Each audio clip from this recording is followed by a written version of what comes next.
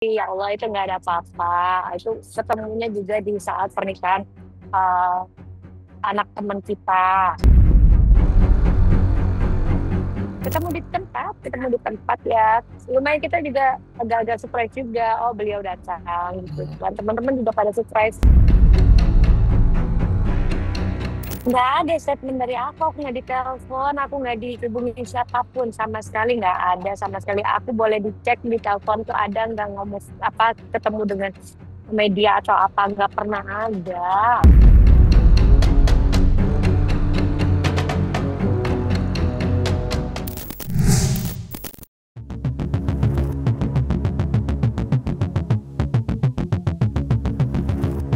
Di tengah derasnya arus pemberitaan tentang sosok politikus Ahmad Sahroni yang keberadaannya masih dicari-cari, jagat media sosial justru dikejutkan dengan tersebar luasnya sebuah potret yang menampilkan sang mantan wakil ketua Komisi 3 DPR RI sedang bersenda gurau bersama seorang wanita cantik. Sontak saja, potret kebersamaan mereka menjadi perbincangan hangat di mana-mana. Apalagi setelah diketahui bahwa wanita dalam foto tersebut merupakan seorang penyanyi sekaligus pengusaha bernama Asrilia. Menanggapi itu, Asrilia akhirnya buka suara dan menceritakan kisah sebenarnya di balik potret tersebut. Lantas, seperti apakah penjelasan Asrilia terkait pertemuannya dengan Ahmad Sahroni? Serta bagaimanakah pula kisah sebenarnya di balik potret viral itu? Ya Allah itu nggak ada apa-apa, itu ketemunya juga di saat pernikahan, eee, anak teman kita, satu circle kan sama aku. Ya udah kita ketemuan, setelah kita udah di acara undangan pernikahan itu, ya udah aku langsung kita ke bagian lobby lounge gitu, ya udah ngobrol-ngobrol santai aja, sebenarnya nggak ada yang istimewa, beneran. Ya enggak, cuma bilang aja, "Bang, gimana perasaannya di jalan?" Ya tapi beliau ya santai aja, ya udahlah ya, semua itu kan pasti akan dikembalikan. Seperti yang sudah aku bilang tadi, bahwa semua itu pasti akan dikembalikan oleh Allah Subhanahu wa Ta'ala lagi ya. Mau baik atau buruknya kita itu kan kita kan yang udah jadi takdir udahlah, menjadi takdir aja, kita terima ikhlas aja. Sesuatu kalau diikhlasin itu akan kembalinya lebih-lebih. Enggak kan, ada obrolan apa-apa.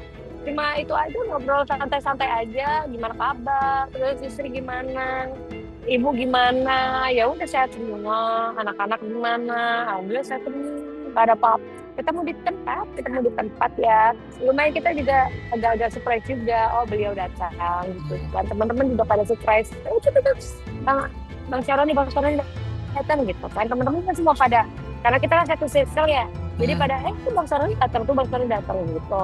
Akhirnya kan terjawab bahwa dia tidak kemana-mana emang. Ya kita semua teman-teman karena sudah tahu ya, kalau di grup kan ada di grup, salah satu temanku juga ada beliau gitu. Ya emang beliau nggak ada ke luar negeri. Cuma waktu itu ada kunjungan ke mana gitu, ke Singapura, udah itu pulang dalam satu hari sebelum demo itu dia udah pulang.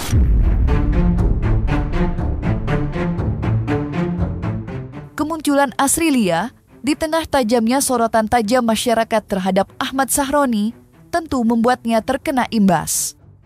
Apalagi sebelumnya sempat beredar sebuah berita yang menampilkan klarifikasi dari Asrilia. Dan ketika ditemui kemarin, Asrilia pun membuka fakta yang cukup mengejutkan, di mana sebenarnya ia belum pernah sekalipun memberikan klarifikasi ke publik. Sehingga pernyataan yang sempat tersebar sejatinya tidak keluar dari mulut Asrilia. Nggak ada statement dari aku nggak ditelepon, aku nggak dihubungin siapapun sama sekali, nggak ada sama sekali. Aku boleh dicek di telepon tuh ada nggak ngomong apa, ketemu dengan media atau apa, nggak pernah ada. Aduh aku nggak mau tahu, walaupun aku mendengar atau apa ya, karena itu kan cerita masing-masing lah ya. Itu mah aku nggak pernah peduli dengan urusan orang lain juga. Enggak, kita nih gini, lebih baik kita tidak tahu sesuatu daripada kita mengetahui sesuatu akhirnya kita menjadi sosok manusia yang pengen kepo jadi orang gitu kan ya. Karena jadi kita obrolan kita santai aja, gimana kabar, udah selesai kita malah ngomongin gimana nanti ke depan mau bakso apa ya ini gitu-gitu, ya udah selesai itu aja sih.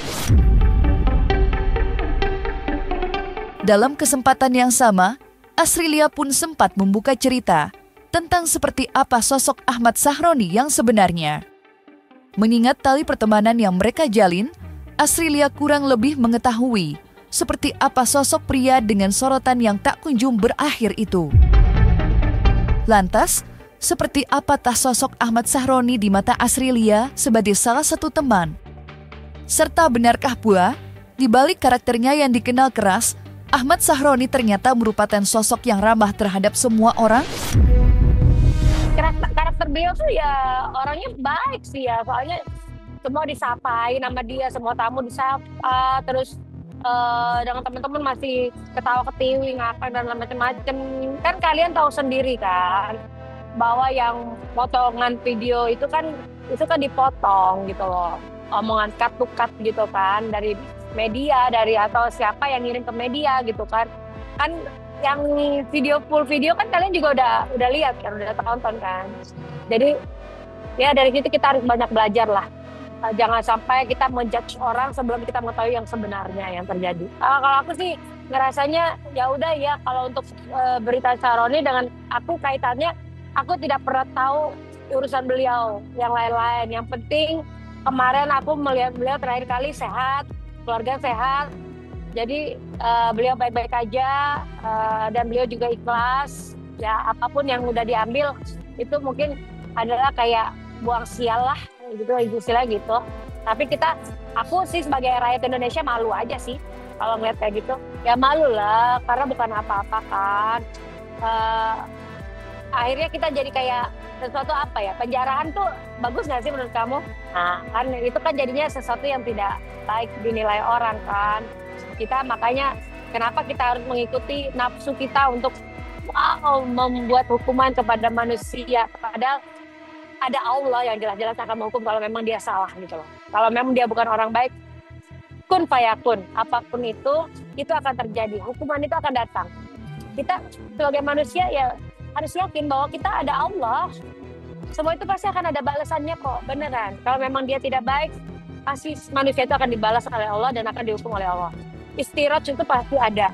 Dan makanya pahamlah kita sebagai manusia bahwa jangan sampai kita terbawa istiraj saja. Terlepas dari pengakuan Asrilia, tak kunjung munculnya Ahmad Sahroni memang masih ramai dibicarakan. Apalagi, masa depan karir di dunia politiknya semakin tidak menentu. Sampai-sampai, ada yang menuding kalau tekad Ahmad Sahroni untuk berkiprah di luar negeri semakin bulat. Dan berbicara soal masa depan karir Ahmad Sahroni di dunia politik, tentu tidak bisa lepas dari potensi adanya laporan KPK yang dilayangkan oleh sang seteru, yakni aktivis Adam Denny Djaraka.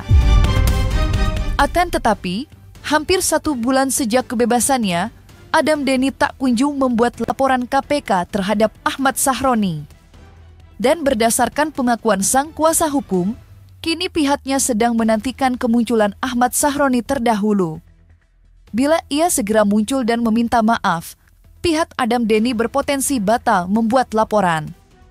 Namun jika yang terjadi justru sebaliknya, barulah langkah pelaporan akan ditempuh. Kemarin saya sudah komunikasi dengan Adam Denny. Adam Denny tetap bersikukuh ingin ke KPK. Memang sih benar, informasi yang dulu pernah saya sampaikan ke KPK, bahkan KPK berulang kali KPK itu menelpon saya nih. Saya sudah sampaikan ke KPK, tolong kasih surat saya secara resmi agar saya bisa datang ke KPK menyampaikan dugaan tindak pidana yang pernah kami sampaikan kepada KPK. Ya, kalau ya ini kembali lagi ya ke Adam Denny. Kalau saya sih hanya mendampingi. Kalau Adam Denny memang mau menanyakan informasi yang dulu pernah dia sampaikan melalui saya ke KPK, ya monggo-monggo aja. Saya siap mendampingi. Katanya sih rencananya minggu depan.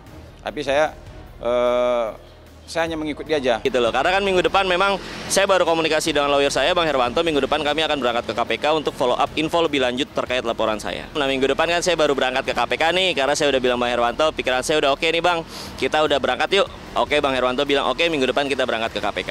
Nah, agenda saya ke KPK untuk memfollow up laporan saya di tahun 2022, bagaimana kelanjutannya dari para petinggi di sana, dan saya juga akan membawa beberapa bukti jika memang itu dibutuhkan. Karena bukti-bukti yang saya simpan, bukti-bukti yang saya punya sampai detik ini masih ada walaupun sudah disita oleh penyidik. Penyidik hanya menyita bukti berupa beberapa berkas, dan saya masih ada bukti-bukti berupa beberapa file dokumen yang saya simpan dengan aman sampai detik ini. Tapi menurut saya juga ya saya juga kadang-kadang kurang ini ya, sebenarnya gini, ini terakhir yang saya sampaikan. Sebenarnya orang mau melaporkan Ahmad Sahroni atau tidak, sebenarnya kuncinya ada di Ahmad Sahroni. Kalau dia sekarang dalam kondisi seperti ini, dia bisa ya menyampaikan hal-hal yang baik, melakukan hal-hal yang baik, terus juga mencegah hal-hal yang buruk. Menurut saya situasi akan membaik. Kecuali kalau seandainya dia masih diam diri seperti ini, saya justru melihat nanti justru situasi dan kondisi akan memperburuk Ahmad Sahroni sendiri. Menurut saya, sekali lagi saya berharap Ahmad Sahroni bisa bersikap negarawan. Ya, dalam waktu dekat kalau seandainya memang tidak ada upaya nih Ahmad Sahroni ini, mungkin ya tidak ada upaya dia untuk memperbaiki situasi dan kondisi, ucapan dan tindakannya, saya rasa mungkin Adam Denny juga akan menggebu-gebu juga ke KPK. Tapi saya nggak tahu juga kalau seandainya Ahmad Sahroni muncul, ya bisa berkomunikasi dengan baik dan lain sebagainya, saya rasa juga akan berubah juga situasinya. Langkah untuk melaporkan Ahmad Sahroni ke KPK sebenarnya bukanlah rencana baru dari pihak Adam Denny. Pasalnya, langkah ini sempat mereka coba tempuh. Sayangnya, Adam Denny kadung diringkus oleh pihak kepolisian. Sehingga pasca bebas ini, barulah rencana itu akan mereka realisasi. Di mana Adam Denny akan mengadukan dugaan praktik kotor Ahmad Sahroni kala membeli sebuah sepeda mewah yang dalam prosesnya menghadirkan kerugian untuk negara. Lantas, seperti apakah penjelasan kuasa hukum Adam Denny terkait peristiwa jual beli sepeda tersebut? Bahwa ada transaksi jual beli sepeda. Nah, transaksi jual beli sepeda ini merugikan keuangan negara. Nah, kalau ada kerugian negara, itu kan ada dugaan tindak pidana korupsi. Nah, sementara begitu dia mau melaporkan ini ke KPK, kan keburu ketangkap duluan. Dianggap dia mengupload data-data orang lain. Nah, sehingga dia dihukum 4 tahun. Nah, dia mau membuktikan bahwa dulu ada 2 undang-undang, Undang-Undang ITE sama Undang-Undang Korupsi. Undang-Undang ITE-nya berjalan, dia dihukum. Nah, undang-undang korupsinya kan belum berjalan. Dia mau membuktikan undang-undang korupsinya bisa nggak dibuktikan. Benar nggak transaksi jual beli sepeda mewah itu merugikan keuangan negara? Nah, dia hanya mau membuktikan kebenarannya aja. Ya, saya juga begini. Saya memikirkan juga ya, ada sisi kan Adam Denny kan barusan keluar kan, baru keluar dari penjara. Saya juga masih memikirkan juga, maksud saya udah tenang dulu. Ya, tapi saya kembalikan lagi ke Adam Denny ya. Saya hanya mendampingi aja, sekali lagi saya hanya mendampingi. Tapi gini ya, Adam Denny sebenarnya bukannya dendam, bukan pengen Ahmad Sahroni diperiksa, bukan. Dia hanya mau membuktikan apakah dulu dia itu benar melakukan kejahatan dengan menyampaikan dugaan tindak pidana korupsi ya yang diduga dilakukan oleh Ahmad Sahroni. Nah, dia hanya ingin membuktikan bahwa saya ini bukannya mau mencemarkan nama baik loh. Bukannya mau mengatakan hal yang nggak baik, saya hanya sebagai masyarakat mau menyampaikan informasi dugaan tindak pidana korupsi yang diduga dilakukan siapa? Dilakukan oleh Ahmad Sahroni. Kenapa? Karena dia dulu transaksi jual beli sepeda mewah, itu aja. Sakit hati, dendam, emosi, ego dan segala macam, alhamdulillah saya udah ikhlas. Karena awal-awal iya, cuma saya banyak dinasihati oleh beberapa teman-teman di dalam, beberapa ustadz-ustadz. Ikhlas dam. Coba ayo ikhlas sekali. Karena ikhlas itu luar biasa manfaatnya. Oke, akhirnya saya coba ikhlas. Ketika ini aja pun saya udah nggak ada kayak dendam. Woi gini enggak. Saya udah ikhlasin. Malah saya tersenyum biasa aja mbak. Ketika melihat semua kejadian ini. Ini alhamdulillah luar biasa banget. Kayak memang pegangan kita itu memang Tuhan. Seberapa kuat kita di muka bumi ini lebih kuat yang menciptakan kita. Di lain pihak, Ferry Irwandi selaku aktivis sekaligus konten kreator yang paling aktif bersuara di media sosial, belum lama ini juga telah membawa pengakuan yang mengejutkan. Ya, lewat video unggahannya, Ferry Irwandi mengaku kalau dirinya dihubungi secara langsung oleh Ahmad Sahroni, salah satu sosok yang paling sering ia kritisi. Lantas, seperti apakah pengakuan Ferry Irwandi terkait komunikasinya dengan Ahmad Sahroni? Serta apa pula topik pembicaraan antara mereka berdua? Baru kemarin gue ditelepon langsung sama Pak Ahmad Sahroni-nya. Waktu ditelepon tuh gue mikir, ini ada apa lagi? Nggak habis-habis, dan ternyata nggak ke situ arahnya. Jadi dia nelpon dan dia mau komunikasi langsung ke gue gitu. Jadi emang orangnya langsung nelpon gue. Nah, dalam percakapan via telepon itu gue sampaikan beberapa kritik dan masukan masyarakat atas apa yang terjadi, karena dia pengen tahu kan sebenarnya kayak gimana sih gambarannya. Ya gue jelasin apa yang membuat masyarakat emosi, membuat masyarakat marah dan lain sebagainya. Di situ Pak Sahroni bilang menerima semua masukan dan kritik tersebut, dan dia ngerasa memang harus ada yang dievaluasi dan diubah dari gaya komunikasi publiknya. Yang dia tahu ternyata memang waktu itu tidak peka ya dalam keadaan seperti itu gitu loh. Jadi ke depan dia mau ngubah itu. Alhamdulillah, itu saya kalau seandainya Ahmad Sahroni mengatakan seperti itu, ya kalau memang lahir dari lubuk hati yang paling dalam, ya saya mengucapkan alhamdulillah. Mudah-mudahan harapan kita, ya harapan saya, mungkin harapan kita semua lah, mudah-mudahan ya Ahmad Sahroni ini benar-benar ya menerima kritikan. Termasuk saya juga mau kritik dia kan. Artinya ucapan saya ini kan kritik sebenarnya juga. Nah, kalau seandainya kita mengambil apa yang disampaikan oleh Pak Kapolri, ya, yang berani mengkritik pedas kepolisian menjadi sahabat Kapolri. Nah, seharusnya yang berani mengkritik pedas Ahmad Sahroni menjadi sahabat Ahmad Sahroni. Nah, saya juga mau gitu kan, mau mengkritik, tapi kritik yang membangun. Dia juga nitip maaf kepada masyarakat Indonesia atas apa yang dia lakukan atau dia ucapkan, nggak ada niat buruk katanya. Dan gue bilang ya kalau mau minta maaf langsung Anda sendiri Pak ke publik gitu. Dan dia bilang dalam waktu dekat atau apa gitu ya, dia mau muncul ke publik, tapi untuk sekarang fokus memulihkan keadaan keluarganya dulu, orang-orang terdekatnya, anak istrinya. Dia pasti nanti juga akan muncul lagi di publik dan pengen jadi pribadi yang berbeda lah kata dia, sambil mengevaluasi apapun kesalahan dia di periode itu. Itu sih kurang lebih gambaran percakapan kami di telepon. Gue bilang ke beliau ya nothing personal kalau gue pribadi ke Pak Ahmad Sahroni ya. Kalaupun terlalu keras ya minta maaf Pak. Cuman ya emang waktu itu publik berharap banget ada pembicaraan di situ atau ada penjelasan di situ, ada perminta maafan di situ. Dan waktu itu kita juga kaget kenapa Anda tidak muncul gitu, dan udah dijelaskan.